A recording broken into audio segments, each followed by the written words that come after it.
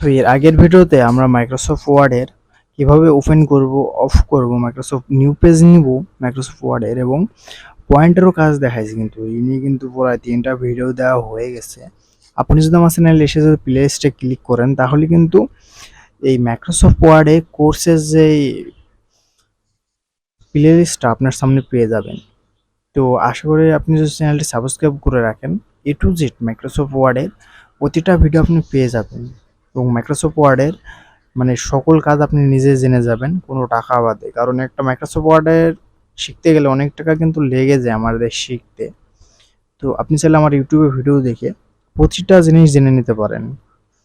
তো মাইক্রোসফট ওয়ার্ডের আগের ভিডিওতে কিন্তু আমি দেখাইছি যে আপনারা কিভাবে ওপেন করবেন, অফ করবেন, এগুলো তো এই ভিডিওতে পেয়ে যাবেন। আর তাছাড়া কিন্তু পয়েন্টের যে কাজটা, এটা কিন্তু আগের ভিডিও দেখানো হয়ে গেছে। আপনি যদি আমার চ্যানেল নতুন হয়ে থাকেন অবশ্যই সাবস্ক্রাইবটা করে দিবেন এবং পাঁচটা বেল আইকনটি অল করে দিবেন পরবর্তী ভিডিওর জন্য। আজকে আপনাদের দেখাবো হলো যে প্যারাগ্রাফের কাজ কি। প্যারাগ্রাফে কিন্তু এখানে অনেক ধরনের অপশন আছে, আর আমাদের কিন্তু এখানে প্রতিটা অপশন না জানা থাকলে কি হবে, লেখালেখির কাজেও একটু অসুবিধার মতো মনে হবে এবং প্রতিটা কাজ নাও সঠিক হতে পারে। তো এখানে যেহেতু প্যারাগ্রাফের কাজটা দেখাবো যে তার জন্য কিন্তু আমাদের একটু লেখা প্রয়োজন। আমি এটা লিখে নিচ্ছি, কারণ আপনাদের এখানে লিখে নিতে গেলে অনেকটা লেট হবে। আমি লিখে নিয়ে আবার আপনাদের মধ্যে চলে আসছি। তো আমি এভাবে কিন্তু আমার এগুলো লিখে নিলাম। তো আপনাদের যেমন প্রয়োজন, তো আপনাদের এটা যেমন প্রয়োজন তেমন করে লিখে নিতে পারেন, কোনো সমস্যা নাই। তো লেখা নেওয়ার পর এখানে আমি দেখেন, এখানে সিলেক্ট করলে কিন্তু আমাদের এটা সিলেক্ট হয়ে যাচ্ছে। কারণ কি, আমাদের এটা সিলেক্ট হওয়ার একটাই কারণ, আমরা কিন্তু এই কোলথিন লিখছি যার কারণে। এবং তার পরেরটা দেখায়, আমরা যেটা সিলেক্ট করি অনেক সময় চাই কি আমাদের এটা জাস্ট এরকম না, লাইন বাই লাইন মধ্যখানে দরকার। জাস্ট এটা যদি ক্লিক করি তো দেখেন প্রতিটা মধ্য স্টেপ অনুযায়ী এটা থেকে যাচ্ছে এবং 2 করে যতটুকু বড় এইখানে মধ্য স্টেপটা থেকে যাচ্ছে। এবং দেখেন চারিকোলটা একটু বিহাইন্ডে থাকছে, কারণ আমাদের অনেক গল্প অনেক স্টোরেজে কিন্তু এরকম থাকে যে মধ্যটা ঠিক থাকবে, জাস্ট 2 কোলেগুলো এলোমেলো হয়ে থাকবে, যার কারণে আমাদের এটা ব্যবহার করতে হয়। তো অনেক সময় আমাদের প্রয়োজন হয় যে জাস্ট এই কোলে রাখবো, জাস্ট এই কোলে করতে হলে জাস্ট এটা ক্লিক করলে আমরা যদি একটা সিলেক্ট করি একটা আসবে। আমি একটা না, আপনাদের কোনো কিছু ভুল হলে কন্ট্রোল জেড, এটা কিন্তু প্রতিটা স্থানে প্রয়োজন হয়। কোনো কিছু ভুল হলে কন্ট্রোল জেড দিলে সেটা ব্যাক চলে আসে। তো আমি এটা চাচ্ছি জাস্ট এই কোল দিয়ে, তাহলে আমরা সব সিলেক্ট করে নেব। তো সিলেক্ট করার অবস্থা সবাই তো জানেন মনে হয়, আপনি মাউস ক্লিক করে এখানে টান দিয়ে নিতে পারেন বা মাউস ক্লিক করলে টান দেবেন পুরোটা। তো তারপর আমি জাস্ট মনে করছি এই সোজা নেবো, জাস্ট এখানে ক্লিক করলে দেখেন আমাদের সব এই সোজা ক্লিক হয়ে গেল। যেটা ছিল এই ভ্যালি সেটা উলটপালট হয়ে চলে আসলো এই ভ্যালি। তো সহজে বুঝতে পারছেন। তো আরেকটা অপশন হলো যে এটার কাজ কি, আমি কন্ট্রোল জেড দিই। এটা তো আমরা যখন মনে করি যে প্রতিটা লাইন সমান সমান নিতে চাই, প্রতিটা লাইন যখন সমান সমান নিতে চাই তখন আমরা দেখেন এটাই ক্লিক করব। তো জাস্ট কন্ট্রোল প্লাস যেতে যেতে যদি আমরা ক্লিক করি শর্টকাট, তাহলে কিন্তু এটা হয়ে যাবে। প্রতিটা জিনিসের কিন্তু শর্টকাট আছে, আপনি এটা ক্লিক করে দেখেন। এটা যদি আপনি কন্ট্রোল প্লাস এল দেন তো অ্যালাইন্ড হয়ে যাবে, এবং যদি আপনি এখানে যদি কন্ট্রোল প্লাস ই দেন তাও ওরকম হয়ে যাবে। এবং এটা কিন্তু দেখেন এটা কি, এটা দেখেন কন্ট্রোল প্লাস আর, এবং এটা কন্ট্রোল প্লাস জি। আমি এটা সিলেক্ট করে নিচ্ছি। তো সিলেক্ট করে নিয়ে আমি কিবোর্ড থেকে দেখাচ্ছি কন্ট্রোল জে। দেখেন এটা কিন্তু আমার অলরেডি সিলেক্ট হয়ে গেছে। এই যে আমরা এটা সিলেক্ট করে নিলে এখানে জাস্ট যদি ক্লিক করে দিই তাহলে কি হবে, আমাদের প্রতিটা এদিকে লাইনটা একেবারে সমান হয়ে আছে। দেখেন এই লাইনটা কিন্তু কোনো আঁকা বাঁকা নেই। যেগুলো আমাদের এইগুলো করা থাকলে একটু আঁকা বাঁকা অনেক সময় প্রয়োজন হয়ে যায়, আঁকা বাঁকাও হয়ে যায়। কিন্তু আমরা যদি এটা সিলেক্ট করে নিই তাহলে কিন্তু কখনো আঁকা বাঁকা হয়ে যাবে না। আপনার বাম সাইড, সরি ডান সাইডে যাই হোক না কেন, বাম সাইডটা একেবারে সমানই থাকবে, কারণ এটা সে অনুযায়ী কিন্তু সে কিন্তু বুঝে দেবে আর কি। তো দেখতে পাচ্ছেন আমার কিন্তু বাম সাইডটা পুরোটাই একবার রাইট এবং সরাসরি সমানে আছে। তো এবার আসে, আমাদের অনেক সময় কিন্তু প্রয়োজন হয় যে লাইনের ভিতর এই লাইন থেকে এই লাইনটা অনেকটা দূরত্ব করব, কারণ এটা দিকে দূরত্ব অনেকটা কাছে হতে পারে। জাস্ট আপনি এইটাই কাজ করতে পারেন। এই যে এখানে কিন্তু একটা লাইন সিস্টেম আছে, যেটাই ক্লিক করবেন বা যেটা লাইন নেবে জাস্ট তার উপরেরটা ক্লিক করবেন। ক্লিক করে এখানে জাস্ট যদি ক্লিক করে দেন, এটা কিন্তু প্রতিটাই থাকে যে 1/5 থাকে কিন্তু লাইনের মাঝারি, এবং এটা 1/1, 1/5, এবং দেখেন 2, 5, 3 এরকম নিলে আপনাদের অনেক সময় এরকম মাঝখানে মানে ফাঁকা প্রয়োজন হতে পারে। তো আপনার যদি প্রয়োজন না হয় জাস্ট ক্লিক করে আপনি আবার এখানে চলে আসবেন, কারণ অনেক সময় আমাদের লাইন বড় করা লাগে এবং ছোট করা লাগে, আমরা নিজের মতো করে বড় ছোট করে নিতে পারবো। তো পড়ার সময় আমাদের 1.15 থাকে, কিন্তু আমরা চাইলে তার চেয়ে বড় করে নিতে পারি। তো আমি এটাই রাখলাম জাস্ট আপনাদের দেখানোর জন্য। অনেক সময় আমাদের একটা লাইনকে আমরা অনেক সময় কালারিং করতে চাই, হতে পারে একটা লাইন, হতে পারে একটা ওয়ার্ড, আপনার যখন যেটা ইচ্ছা সেটা চেঞ্জ করতে পারেন। আমি লাইনটাই করে দিচ্ছি, জাস্ট ক্লিক করে দিই, জাস্ট এখানে দেখেন এর শর্টকাটটা দেখে নেন। দেখেন এখানে জাস্ট ক্লিক করবেন, করে আপনি মনের মতো একটা কালার দিয়ে নিতে পারবেন। মনের মতো কালারটা দিয়ে দিলাম, কালারটা ছোট করা যাবে কিন্তু পেজ অনুযায়ী যতটুকু জায়গায় ততটুকু কালার হয়ে যাবে। চাইলে আপনি কালারটা নো করতে পারেন, এটা থাকলে কিন্তু কালারটা নো হবে না।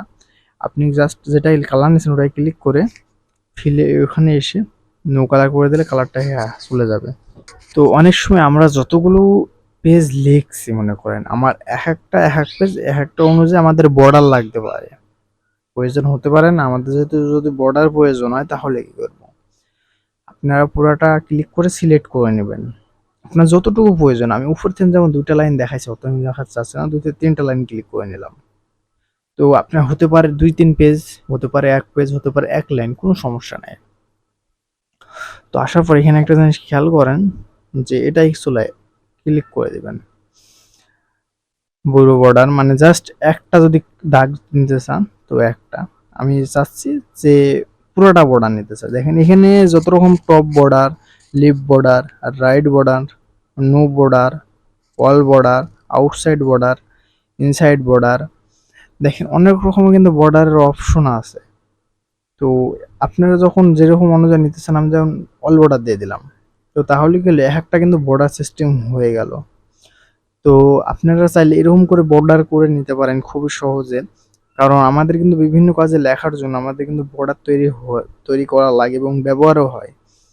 তো আপনারা এখান থেকে বেছে নেবেন যে আপনাদের কেমন বর্ডার প্রয়োজন হয়, তো আপনাদের তেমন বর্ডারটা নেবেন। আর যদি আপনার বর্ডার না প্রয়োজন হয় জাস্ট সেগুলো সিলেক্ট করে এখানে এসে নো বর্ডার করে দিবেন, জাস্ট এখানে এসে নো বর্ডার, তাহলে আমাদের সেই বর্ডার কিন্তু হারাই গেল।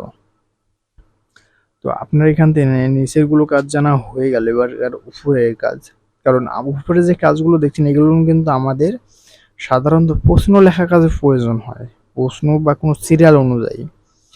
তো এবার চলে আসে উপরে এটা সিলেক্ট করে, সরি Ctrl Z দিয়ে দিই কারণ একটা সিলেক্ট ছিল, আমরা এখানে সিলেক্ট করে নিই কেমন কি প্রয়োজন সেটা নিতে পারে। তো মনে করেন আমি জাস্ট 2টা লাইন সিলেক্ট করলাম, এরকম দিয়ে দেখাবো, এখানে ক্লিক করে দিই আপনার কেমন প্রয়োজন, এটা লাগতে পারে এমন এমন এমন, এমন দিয়ে নিলাম। আমরা কিন্তু আপনার কিন্তু প্রতিটা লাইন এইভাবে সিলেক্ট করে একবার একটা কিন্তু দিয়ে নিতে পারেন। আমি দিয়ে নিচ্ছি প্রতিটা জিনিস। তো দেখেন আমি কিন্তু এগুলো ইটগুলো দিয়ে নিলাম, যেটা আমরা পেলাম কোথায় থেকে, যে এখানে কিন্তু চলে আসলো এগুলো। তো অনেকে বলতে চান যে আমরা লেখার পর এগুলো তো দিতে গেলে অনেকটা লেট হতে পারে, তো আমরা কি চাচ্ছি লেখার সঙ্গে সঙ্গে যাতে এটা হয়ে যায়। তো এটা করতে হলে দেখেন জাস্ট মাউসটা ক্লিক করবেন, মাউসটা ক্লিক করার পর আপনি জাস্ট এখানে চলে আসবেন, যেটা নিতে চান আপনি জাস্ট সেটার উপর ক্লিক করবেন। আমি জাস্ট এটা নিতে চাচ্ছি। তো এবার আপনি কিবোর্ড থেকে যাই লেখেন না কেন, আমি লিখলাম জাস্ট আপনার দেখানোর জন্য, লেখার পর আপনি যদি জাস্ট এন্টার দেন তাহলে কিন্তু সেটা আবার চলে আসবে। আপনি লেখেন যদি আবার আবার এন্টার দেন তাও কিন্তু চলে আসবে। আমি এটা দেখাইলাম, দেখানোর পর দেখেন, তো মনে করছে আমরা তো এটা নিয়ে লিখলাম কারণ উপরে দেখালাম, আমরা অন্য কালারটা নিয়ে লিখতে চাই, তাও এখানে জাস্ট ক্লিক করবেন, যে ফন্টটা দরকার আপনার যেটা দরকার সেটা নেবেন। আমি জাস্ট এটা দিয়ে দেখাইছি, আমি জাস্ট লিখলাম এন্টার দেবো, এটা কিন্তু হয়ে যাবে। আপনি যেটাই করেন না কেন এন্টার দিলে কিন্তু ওটা হয়ে যাবে। তো মনে করেন আমরা তো লিখলাম, তো লেখার পর যতবার এন্টার দিয়েছি ততবার কিন্তু এটা চলে আসছে, তাই না? তো আমরা এটা নেবো না, মনে করেন নেবো দিয়ে সারা আর নেবো না, তাহলে আপনি এখান থেকে জাস্ট ব্যাক স্পেস ক্লিক করবেন, দেখেন আমি ব্যাক স্পেস ক্লিক করে দেখাইছি, দেখেন এটা কিন্তু চলে আসছে। আর আমি যেটা কিবোর্ড থেকে টিপছি সেটা কিন্তু আমার মনিটরের উপর পেয়ে যাচ্ছেন এবং আপনাদের ভিডিওর মধ্যে আমি জাস্ট ব্যাক স্পেসে ক্লিক করে দেখেন, তাহলে এটা আসবে না। এখন আমি যতই লিখি না কেন এন্টার দিলেও কিন্তু আর আসবে না। সাধারণত আমাদের এটা কোনো ডিজাইনের ক্ষেত্রে কিন্তু লাগে, বা কোনো প্রশ্ন লেখা বা ই লেখা এগুলো লাগে। আমি এন্টার দিয়ে নিই এবং নতুন পেজে চলে আসলাম। তো অনেকেই কিন্তু বলেন যে নতুন নতুন পেজ নিব কিভাবে। তো আপনি লেখালেখি করেন বা যদি আপনি মনে করেন এন্টার ধরে এন্টার চেপে রাখবো, তাহলে কিন্তু একটা নতুন পেজ চলে আসবে। যেমন এখানে দেখেন 3x3, মানে এখানে 3টা পেজ বাই 3টা পেজ আমি আছি কিন্তু। আমি উপরে চলে আসলাম, দ্বিতীয় পেজে যাই আপনাদের কাজ দেখানোর জন্য, সবচেয়ে বেস্ট হয়। তো আসার পর দ্বিতীয় নম্বরে চলে আসলাম, এটা হলো নাম্বারিং। কারণ আমাদের বিভিন্ন ক্ষেত্রে, এখানে একটা জিনিস খেয়াল করেন, বিভিন্ন ক্ষেত্রে আমাদের এমন কিন্তু নাম্বার প্রয়োজন হতে পারে। জাস্ট আমি এবিসিটা সিলেক্ট করে নিই, যেটা ইচ্ছা লিখবো, এন্টার দিলে আবার সেরকম হয়ে যাবে। কিন্তু দেখেন আমাদের কিন্তু এন্টার যদি মারি না কেন, তাহলে কিন্তু সেটা চলে আসবে। এবং যদি আমরা যদি অনেক সময় মনে করেন যে আমি এখানে একটা জিনিস খেয়াল করছেন নাকি আপনি জানি না, যে এই দুটার পিছে লাগছে কিন্তু এটার পিছে আসে নাই কেন। এটা আপনারা মনে করেন লেখার ক্ষেত্রে আপনারা যদি ইন্টার দেন তাহলে কিন্তু একটা চলে আসবে, লিখলাম। আপনি যদি মনে করেন এর নিচে আরেকটা দরকার কিন্তু কোনো নাম্বার নেব না, তাহলে কি করবেন, শিফট ধরে ইন্টার মারবেন, তাহলে কোনো লাইন নাম্বার আসবে না। জাস্ট যদি ইন্টার দেন, যদি ইন্টার দেন তাহলে কিন্তু নাম্বার আসবে। যদি আপনি কন্ট্রোল শিফট ইন্টার দেন তাহলে কিন্তু কোনো নাম্বার আসবে না। এটা একটা সবচেয়ে সহজ পদ্ধতি। এবং এখানে আপনারা যতগুলি পাবেন, যেমন এটা সিলেক্ট করে দিই, যে অনেক সময় বলতে পারেন এগুলো কিন্তু আমার সিলেক্ট আছে, আমি চেঞ্জ করতে চাই, তাহলে কিন্তু চেঞ্জ করতে পারবেন। দেখেন আমি যেখানে নিয়েছি তেমন কিন্তু হয়ে যাচ্ছে। টার্গেটটা আমি রেখে দিই। তো আমি মনে করছি আর একটা জিনিস নিয়ে দেখাই আপনাদের। আমি ইন্টার দিয়ে নিচে চলে আসলাম। তো আসার পর আপনারা এখানে যতগুলো পাবেন সেম টু সেম সবগুলো কিন্তু আমি যেমন দেখালাম তেমন আমি এটা দেখাই দেখবেন। জাস্ট কিছু লিখলাম, ইন্টার, জাস্ট ইন্টার। আমি আবার শিফট ইন্টার দিই, শিফট ইন্টার দিলে নিচে লেখা যাবে, জাস্ট নাম্বার আসবে না কিন্তু। আবার এন্টার দিলে চলে আসবে। তো আবার এন্টার দিয়ে নিই। তো অনেক সময় আমাদের এটা প্রয়োজন, মনে করো লাস্টে যে ভিড় চিহ্ন এটা প্রয়োজন না হতে পারে, জাস্ট ব্যাক স্পেস দিলে নতুন করে আমরা আবার লেখার সুযোগ পাবো। তো এইভাবে আমরা সহজে লিখতে পারি। তো এবার আসি যে এইখানে দেখেন, এখানে বিভিন্ন নাম্বারে বিভিন্ন সিস্টেমে থাকে কিন্তু। তো আমি জাস্ট এটা নিয়ে দেখাবো। 1 চলে আসছে, জাস্ট এটা লিখলাম, এন্টার দিলাম। 2 দেখেন, যত রকম ইচ্ছা আপনি নিতে পারেন। এবং যদি আপনি এখানে জাস্ট এন্টার দেবার দিক কন্ট্রোল শিফট মারেন, তাহলে কিন্তু এটা কিন্তু আর লাইন আসবে না, এবং এন্টার দিলে জাস্ট নাম্বার চলে আসবে। এটাও সেম সিস্টেম কিন্তু। এখানে যতগুলি পাবেন সবগুলো কিন্তু একই অবস্থা। এবং আপনারা কোনো কিছু সিলেক্ট করার পর এখানে কিন্তু চাইলে কিন্তু চেঞ্জও করতে পারবেন, কোনো সমস্যা নাই। এবং কন্ট্রোল জেড দিয়ে আমি ঠিক করে নিই, কারণ আমি এটা একটু আগে করে নাম্বারিং করে দিলাম। এন্টার দিলেই আপনি পেজের নিচে চলে আসবেন। তো আসার পর আবার এখানে চলে আসে, আপনার যেমন ইচ্ছা তেমন করে নিতে পারবেন। ইন্টার, যত ইচ্ছা তত নিতে পারবেন। এন্টার দিয়ে নিই, এই যে দেখেন আপনারা যেমন ইচ্ছা তেমন করে লিখতে পারবেন। তো অনেকে বলতে পারেন যে এইখানে জাস্ট ক্লিক করার পর নাম্বারগুলো এমন আসার কারণ কি? কারণ এটা মাইক্রোসফট ওয়ার্ডেরই, এদেরই কিন্তু একটা সিস্টেমের, যেটা ওদের একটা ফন্ট কালার, যেমন এই যেখানে দেখেন কালার অটোমেটিক সিলেক্ট হয়ে গেছে, দেখেন এটা নর্মাল কালার। তো আপনি এটা বুঝতে পারছেন। আমরা নতুন পেজে চলে আসলাম, মাউসটা ক্লিক করে জাস্ট এটার একটা জিনিস সিস্টেমটা দেখেন। ওয়ার্ডের লাস্টে চলে আসবে, মানে যাই লিখবেন তার লাস্টে চিহ্নটা চলে আসবে। যেমন এটা লিখলাম, আমি এখন যাই লিখি না কেন এন্টার দিই বা যাই দিই, আমাদের প্রতিটা ওয়ার্ডের লাস্টে কিন্তু এটা থেকে যাবে। হতে পারে আপনাদের এখানে প্রতিটা জিনিসে আগে থাকতে শো করছে, এগুলো কিন্তু আগে থাকতে শো করছে, আপনি চাইলে কিন্তু ডিলেটও করতে পারেন। জাস্ট সিলেক্ট করবেন, ব্যাক স্পেস ক্লিক করবেন, তাহলে কিন্তু এটা ডিলেট হয়ে যাবে সবগুলোই। তো আশা করি বুঝতে পারছেন। আপনারা চাইলে প্যারাগ্রাফের এই কাজগুলো এইভাবে করতে পারেন।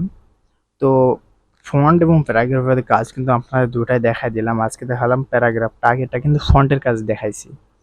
তো লাস্টে আমি এই ভিডিওটা দিয়ে দিব, এবং আপনি চাইলে ডেসক্রিপশনে এই আগের ভিডিও 2টা লিঙ্ক পেয়ে যাবেন।